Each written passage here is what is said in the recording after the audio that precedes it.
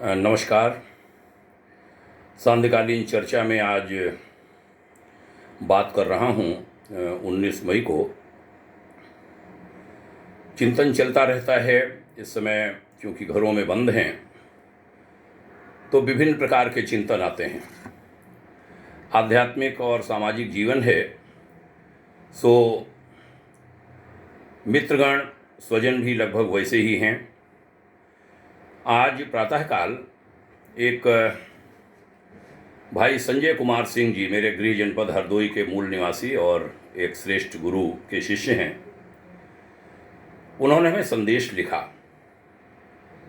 उसकी पंक्तियों को उद्धृत करके कहना चाहता हूँ। उन्होंने लिखा, मेरे मानस में एक विचार जो मुझे दिन में निकले सूरज की भांति स्पष्ट दिखाई दे रहा है। व्यक्ति और समाज के समस्त दुखों का अंत तभी संभव होगा जब हमारी जीवन जीने की प्रबल इच्छा शक्ति जागृत होगी हमारे आम जनता में, और उसी क्षण से इस कोरोना संक्रमण का समूल नाश होना प्रारंभ हो जाएगा। आज आवश्यकता है तो अपनी प्रबल इच्छा शक्ति को जगाने की, उसकी प्रबलता को उत्पन्न करने की, और अपने मानस में कोई दूर दूर तक संशय को उत्पन्न नहीं होने देने की, साथ ही अपने इष्ट पर पूर्ण विश्वास करने की। किसी प्रकार का कोई संशय मन में न रहे, मानस में न रहे। आज की विषम परिस्थितियों में हमको इसी चिंतन की आवश्यकता है। आज अधिकांश जनमानस भय से ग्रसित है। उसमें एक भय व्याप्त हो गया है जिसके दुष्परिणाम समाज में देखे जा सकते हैं। बहुत से अपने लोग केवल डर के कारण हमको छोड़कर साकेतवासी हो रहे हैं, स्वर्गवासी हो रहे हैं, जो अत्यंत पीड़ादायक और कष्टप्रद है। विश्वास और आस्था से सब कुछ संभव हो सकता है। कहते हैं श्रद्धा और विश्वास में भवानी और शंकर रहते हैं। वो चीज़ें कैसे जगाई जाएं, तो कहना चाहूँगा कि अनंत काल और आदिकाल से जो हमारे संत सन्यासी तपस्वी हिमालय की कंदराओं में विराजित हैं और जो अदृश्य परम सत्ता में समाहित हैं, जो सामने आते नहीं हैं, उन सबका आज आह्वान करना पड़ेगा। और जो इस धरा पर विराजित हैं, कहीं काम कर रहे हैं, अच्छे लोग हैं, उनसे भी सहृदय अनवरत आह्वान करना होगा कि हमारा भारत और संपूर्ण विश्व संकट के इस दौर से जूझ रहा है। ऐसे में आप कृपा करिए और मार्गदर्शन कीजिए। आपने सदैव इस भारत का और संपूर्ण दुनिया का कल्याण किया है, विश्व का कल्याण किया है। आज इस भारत को आपके मार्गदर्शन प्रकाश की अत्यंत आवश्यकता है, और हम सबको एक साथ एकजुट होकर अपने भारत माता और विश्व की शांति के लिए अनवरत आह्वान करना होगा। निश्चित है हम इस महा आपदा काल के दौर से निकलेंगे, जल्दी निकलेंगे और अवश्य मुक्त होंगे।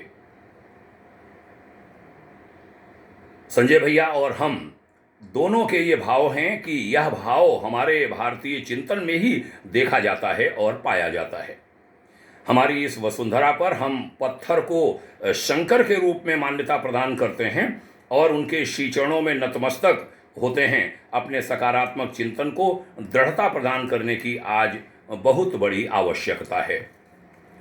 तो देशवासियों से कहूँगा, बड़े विनय पूर्वक कहूँगा कि इस समय अपने आप को भीतर से मजबूत कीजिए। जो एक आध्यात्मिक चेतना है भारत की, राजनीतिक चेतना सुधार नहीं कर पाएगी। उसके अपने व्यवस्था के कार्य हैं, व्यवस्था बनाएं, अच्छी बात है, लेकिन आध्यात्मिक चेतना से ही बदलाव होगा, और वह बदलाव हमारे तपस्वी सन्यासियों के माध्यम से होगा। मैं प्रसंगवश अपने राष्ट्र के माननीय प्रधानमंत्री जी श्री नरेंद्र मोदी जी से कहना चाहूँगा कि इस समय थोड़ा सोचिए कभी बैठकर कि सबके सार्वभौम धर्मगुरु हैं। हमारा सनातन का सार्वभौम धर्मगुरु कौन है? सभी हिंदुओं से भी कहना चाहूँगा, पाता हूँ कोई नहीं, बाकी सबके हैं। और हमारे प्रधानमंत्री जी भी बाकी सबके पास गए होंगे।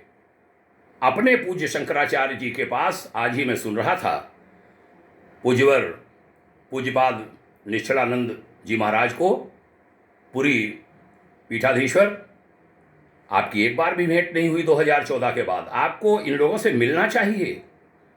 ये बड़े अच्छे मार्गदर्शक हैं। विश्व बैंक आदि के बड़े बड़े लोग इनके पास मार्गदर्शन के लिए भारत आते हैं, और चुटकी में वह गणित के बड़े बड़े सवाल जो विश्व बैंक नहीं सुलझा पा रहा था, बड़े बड़े विशेषज्ञ, वह उन्होंने सुलझा दिए थे कुछ ही मिनट में, 15 मिनट की भेंट में, जिसमें अनुवादक भी बैठा होगा, ट्रांसलेटर, और निदान हो गया था। कहा था, वर्ल्ड बैंक के एक लेडी ऑफिसर आई थी, उन्होंने कहा ये भारत को हो क्या गया है, ऐसे विद्वान लोग हमारे देश में, आपके देश में मौजूद हैं, और तब भी भारत आर्थिक रूप से पिछड़ा देश कहा जाता है। तो दुर्भाग्य यह है कि हमारे अपने लोगों की भेंट उनसे नहीं होती। दुनिया भर के नकली लोग बीच में आ गए हैं, सब उनको प्रश्रय प्रोत्साहन देते हैं, उनसे मिलते भी हैं या वो मिलने जाते हैं। ये मिलने नहीं जा सकते, इनसे मिलना चाहिए। इस समय मार्गदर्शन मांगिए।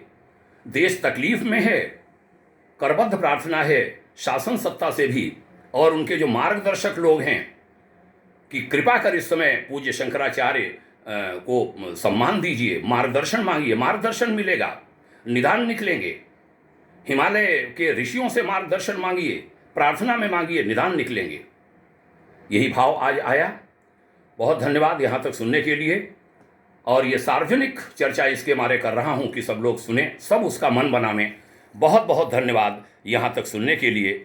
शुभकामनाएं कहता हूँ। ओम शांति।